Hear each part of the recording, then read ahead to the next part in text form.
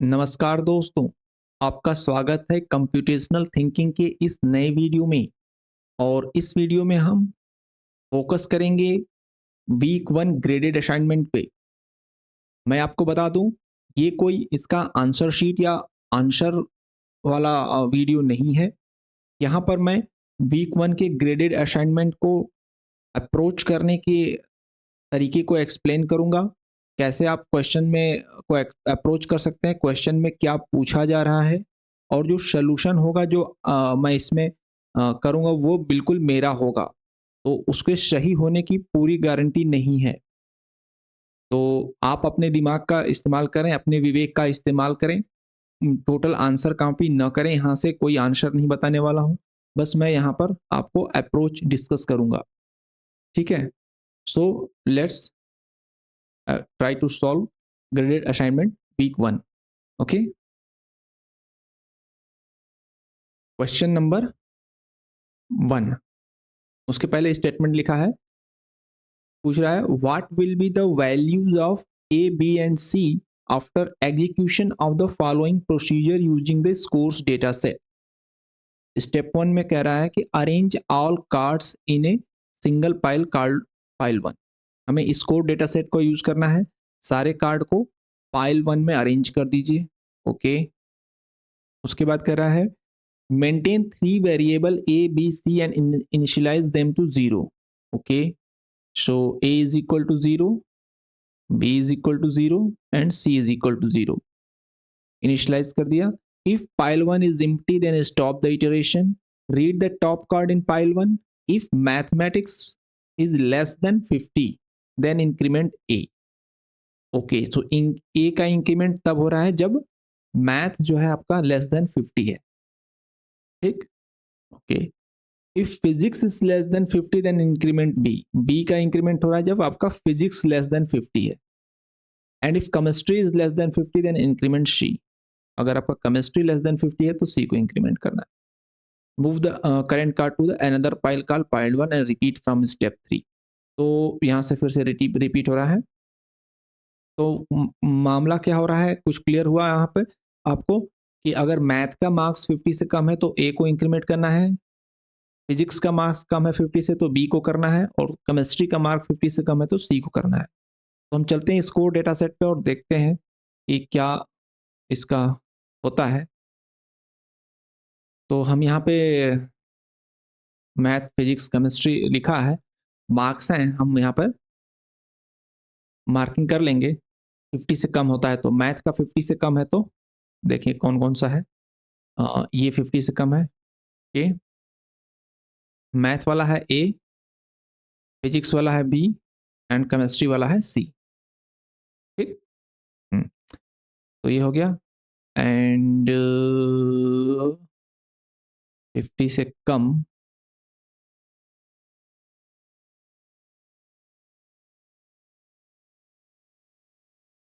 ओह बहुत अच्छा, ये रहा सेकेंड वन।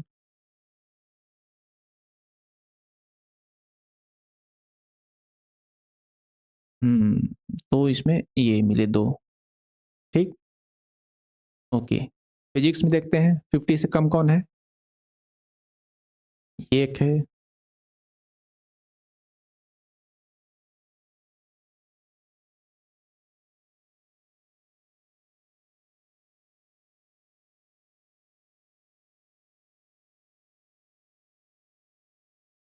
एक ही है फिजिक्स में। ओके, केमिस्ट्री में देखते हैं 50 से कम,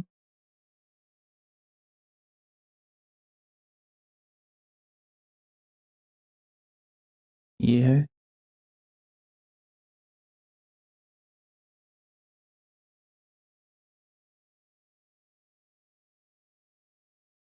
ये है। तो हमें मैथ में मिल गया 50 से कम मिल गया दो। ओके, एंड फिजिक्स में और केमिस्ट्री में हमें सिर्फ एक मिला है। तो एज पर मी जो ए और बी सी की वैल्यू होती है वो 2 1 1 होती है। ओके, तो the value of A is 2, b is 1 and c is 1. It is not the final answer, it is the answer of my, so you can check and judge what is right, what is wrong. Okay. So next question कह रहा है what will variable b represents after execution of the following procedure on the words data set. तो words data set पे हम ये procedure करेंगे तो B क्या रिप्रेजेंट करेगा ये पूछा जा रहा है. देखते हैं. स्टेप 1 में कह रहा है arrange all cards in single pile called pile 1. ठीक है, पाइल 1 में हमने सभी कार्ड को अरेंज कर दिया. Maintain two variable A B, initialise them to 0. Okay, A हमने इनिशियलाइज कर दिया और बी को हमने इनिशियलाइज कर दिया. If pile 1 is empty then stop the iteration, read the top card in pile 1. if parts of speech is verb then increment a. तो ए का इंक्रीमेंट हो रहा है जब हमें वर्ब मिल रहा है तो इंक्रीमेंट करना है ए को. ठीक. If the word does not end with a full stop then execute step 9. अच्छा, अगर फुल स्टॉप नहीं आ रहा है तो हम यहाँ गए move the current card to the another pile. मतलब हमें चेक करते रहना है कि वर्ब का आ रहा है तो हमें ए को इंक्रीमेंट करना है और चलते रहना है जब तक कि फुल स्टॉप ना आए. तो if the word ends with a full stop and A is greater than 1 then increment B. B को हमें तब इंक्रीमेंट करना है जब जो हमारा वर्ब है वो एक से ज्यादा हो जाए. ए में एक से ज्यादा हो यानी कि वर्ब हमारा 1+1 हो जाए, एटलीस्ट 2 हो जाए, तब हमें बी को इंक्रीमेंट करना है. ठीक.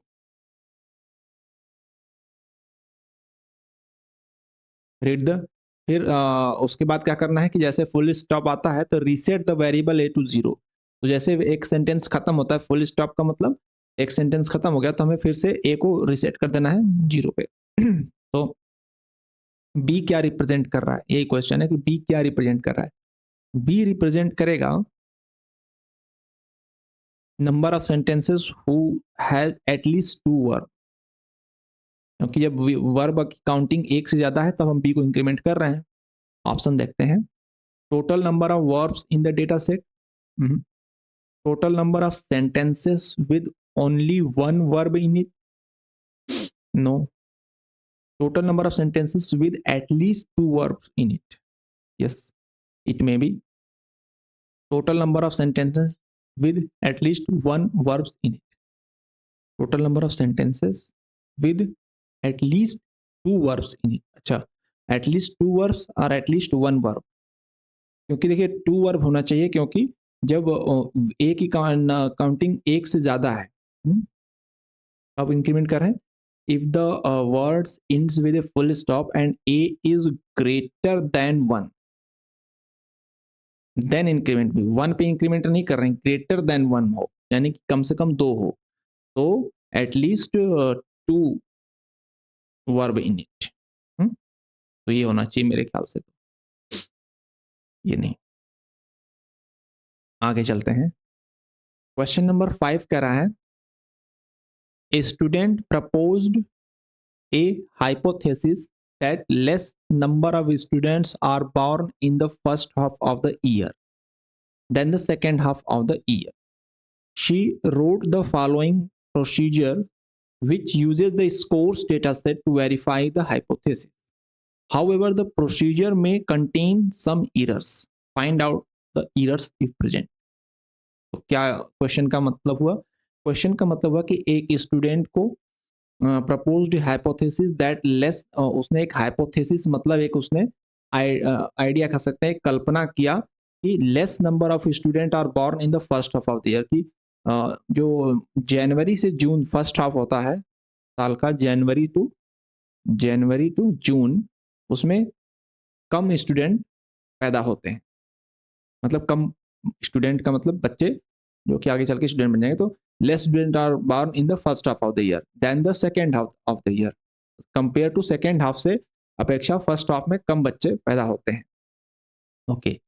So she wrote the following procedure. उसने procedure लिखा which was uses the scores dataset को use किया जाएगा verify करने के लिए इस hypothesis को, और इसमें कुछ error हो सकता है वो हमें find out करना है. तो arrange all cards in a single pile called pile 1.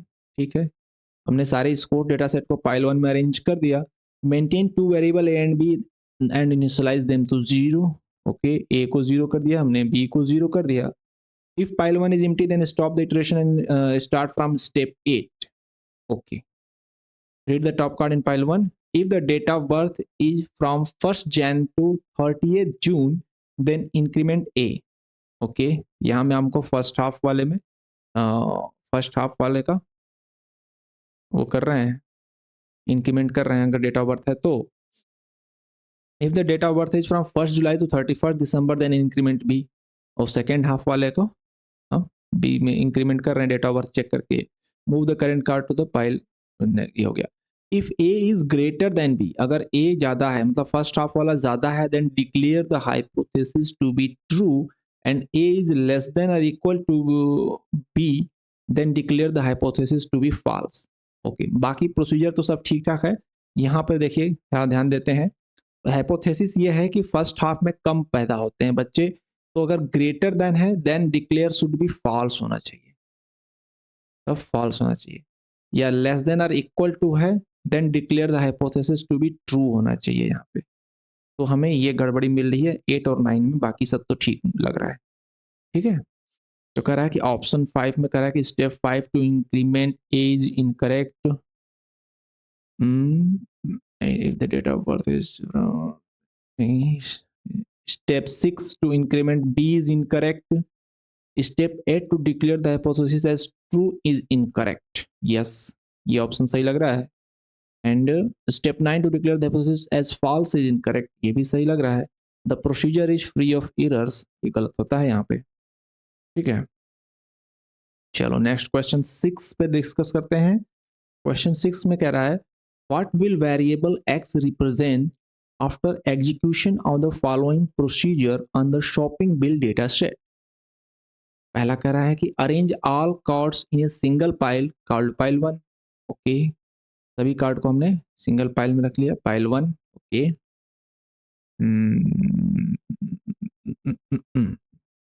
Maintain 4 variable A B C X and initialise them to 0.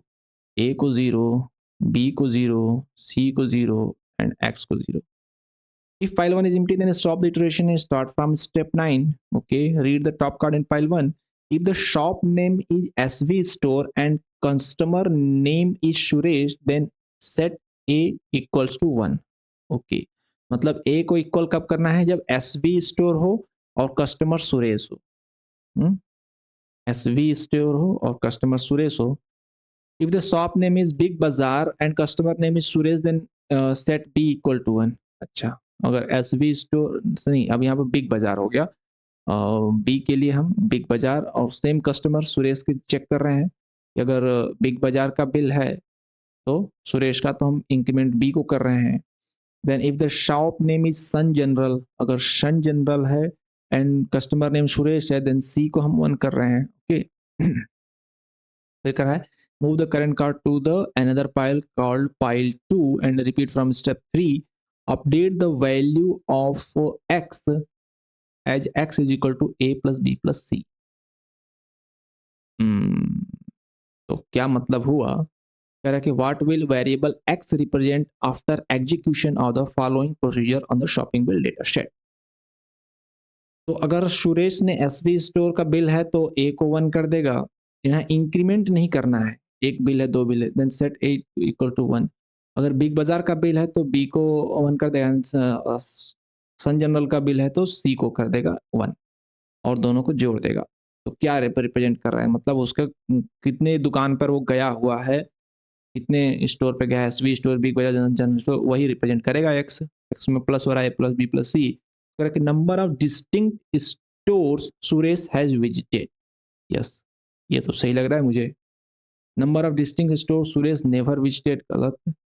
Number of times Suresh have visited Sun General, गलत है. Number of bills in the data set belongs to Suresh, ये भी गलत लग रहा है. तो पहला ऑप्शन मुझे सही लग रहा है, बाकी आप समझदार हो. क्वेश्चन नंबर 7 में क्या कह रहा है कि the following procedure is executed using the Olympics data set. Okay, Olympics data set का यूज किया गया है. Arrange all cards in a single pile called pile 1. सभी कार्ड को हमने पाइल 1 में अरेंज कर दिया. Maintain a variable X and initialize it to true. X को हमने ट्रू इनिशियलाइज कर दिया. ओके,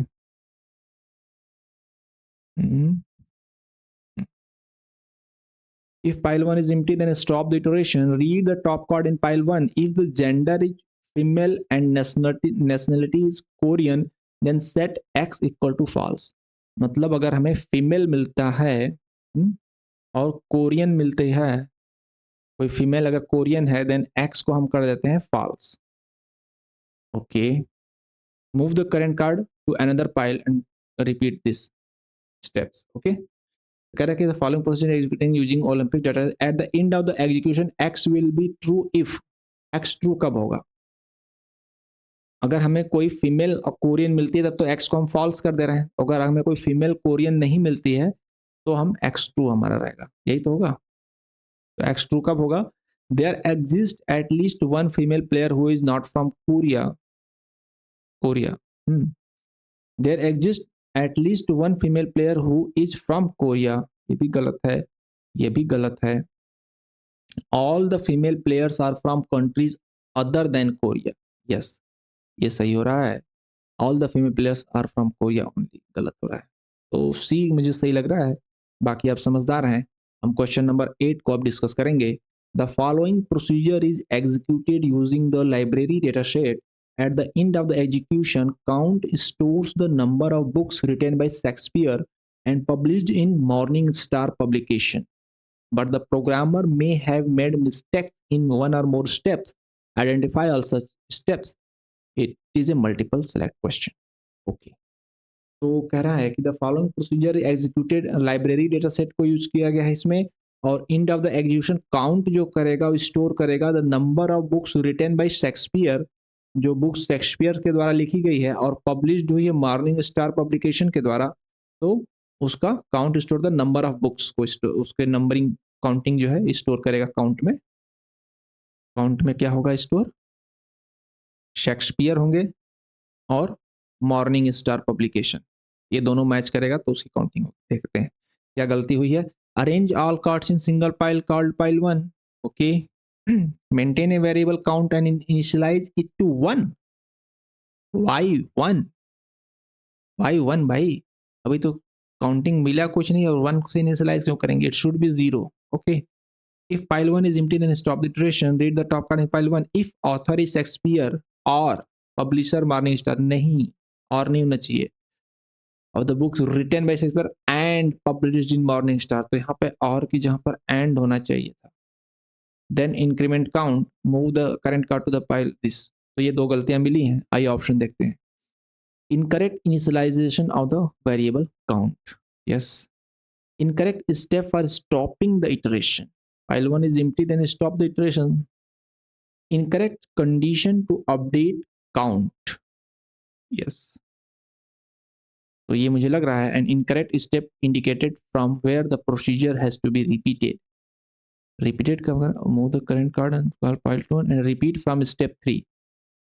Step 3 से repeat करना है ना. If file 1 is empty, then stop the iteration. Read the top one.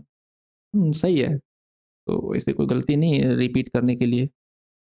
to be repeated सही लग रहा है. तो इनकरेक्ट स्टॉप इंडिकेटेड, इनकरेक्ट नहीं है, करेक्ट. तो ये दो मुझे गलत लग रहे हैं. बाकी आप समझदार हो. हम अब डिस्कस करेंगे क्वेश्चन नंबर 9. करें match the following bye selecting the most appropriate data type. वो डेटा टाइप से हमें मैच करना है. Name of the students in the scores data set. Scores data set में जो नाम है वो क्या है? वो स्ट्रिंग है. Gender of players in the Olympics data set. Gender male female होंगे ना. तो इंटीगर है, बुलियन है, स्ट्रिंग है, कैरेक्टर है, फ्लोट है. तो एम एफ होगा. एम मेल के लिए एम, फीमेल के लिए एफ. तो कैरेक्टर होंगे मेल फीमेल. ठीक है. Page count of books in the library की जो पेज काउंट है वो इंटीगर्स होंगे. City of student in the scores data set. City जो है वो क्या होगा? सिटी भी आपका स्ट्रिंग होगा. Year in the library data set. Year क्या है आपका? ईयर तो आपका इंटीगर होगा या स्ट्रिंग होगा? ईयर, ईयर आपका इंटीगर होगा ना. ऑप्शंस देखते हैं. ओके, मेरे कहने पर मत जाइए, ऑप्शंस देखते हैं क्या क्या है. ऑप्शंस आ रहा है 3 4 1 4 5, पहले का 3, अच्छा, फिर 4, ओके, फिर 1, ओके, फिर 4, city of the student in the score data set, character, नहीं नहीं नहीं, ये गलत हो गया। चौथे का 4 कैरेक्टर नहीं होगा ना, सिटी दे देते हैं। 3 2, 3 ठीक है स्ट्रिंग, फिर है 2, gender of players in the Olympics data set. Gender जो होगा वो बुलियन हो सकता है, बुलियन में 2 वैल्यू होती हैं, ट्रू या फॉल्स, इसमें भी मेल या फीमेल 2 ऑप्शन है, तो बुलियन हो सकता है, यस। तो gender of players in the Olympic data set आपका ये आपका हो सकता है, इसको इरेज करते हैं, ये आपका हो सकता है this boolean value, okay. Then third का 1, ओके, फोर्थ का 3, ओके, फोर्थ का 3 स्ट्रिंग, एंड फिफ्थ का 5th फ्लोट, ईयर, यहाँ पे मात खा गए, फ्लोट नहीं होगा ईयर, बाकी तो ठीक जा रहा था। नेक्स्ट है 3 4 1 3 1, 3 के बाद 4 है, मतलब जेंडर जो हो गया आपका कैरेक्टर हो गया, एंड थर्ड का 1 हो गया, ठीक है, फोर्थ का 3 हो गया, 4 का सिटी जो होगा आपका स्ट्रिंग हो गया, एंड फिफ्थ का 1 हो गया इंटीगर। हाँ ये तो सही लग रहा है, ये मैंने पहले भी यही तो किया था, जेंडर को मैंने कैरेक्टर बताया था, ठीक है, जेंडर कैरेक्टर हो सकता है, तो ये हो गया, ये सही लग रहा है थोड़ा। सी एंड डी का क्या कर रहा है, 4 पहला 4, पहला float, name of the student float, गलत। तो मुझे सब में एक्यूरेट 3 लग रहा है, सी लग रहा है, क्योंकि 3 है स्ट्रिंग और 4 है फिर कैरेक्टर, हाँ मेल फीमेल कैरेक्टर होगा ना कि बुलियन, बुलियन में ट्रू फॉल्स होता है, ठीक है। बाकी फर्स्ट वाले के जैसा है, बस लास्ट में 5वें का फर्स्ट 1 हो गया इंटीगर, सही है, तो सी मुझे सही लग रहा है। अब हम डिस्कस करेंगे question number 10। The following procedure is executed using the Olympics data set. At the end of the execution, count stores the number of Indian players who have won a gold medal. तो count क्या करेगा, store count करेगा number of Indian players, okay, Indian players who have वोन ए gold medal, जो कि इन्होंने gold मिला है, Indian and gold, but the programmer has missed few steps, identify all correct step, ठीक है। Arrange all cards in a single pile called pile 1. Maintain a count to 0, variable count 0 and initialize them to 0. Okay. Step 3 में होना चाहिए, if the pile 1 is empty then stop the iteration. If pile 1 is empty, move to pile 2. hmm. hmm. ठीक है, pile 1 is empty and move to pile 2, सही लग रहा है। और क्या है, if the pile 1 then stop the iteration. अच्छा अच्छा, ये होना चाहिए, हम pile 2 पे क्यों जाएंगे। देखते हैं आगे क्या कर रहा है। Read the top card in pile 1, उसके बाद हम क्या काउंट करें, if host country is Indian और medal is equal to gold, नहीं, होस्ट कंट्री एंड मेडल दोनों होना चाहिए, ये तो गलत हो गया, ऐसे आर वाला भी गलत है, एंड मूव टू पाइल 2 ये भी गलत है, स्टॉप इटरेशन सही है, और मेडल 2 ये भी गलत हो गया, एम्प्टी मूव टू पाइल 2 और medal 2, and if pile 1 is empty then stop the iteration. If the nationality is Indian and medal is gold, then increment count. ये दोनों सही लग रहा है। If pile 1 is empty, then stop the iteration and medal is gold. Host country nationality Indian होगा, host country Indian होगा। अच्छा जी, यहाँ पे कह रहा है, तो होस्ट कंट्री का मतलब ये हो गया कि कहाँ पे ओलंपिक्स हुआ है वो होस्ट कंट्री होती है, और नेशनलिटी मतलब प्लेयर की नेशनलिटी, तो हम नेशनलिटी प्लेयर की चेक कर रहे हैं ना, number of Indian players who have वोन ए गोल्ड मेडल, तो नेशनलिटी चेक करेगा ना कि होस्ट कंट्री चेक करेगा, तो ये ऑप्शन डी एक्यूरेट लग रहा है, ई गलत लग रहा है, ठीक है।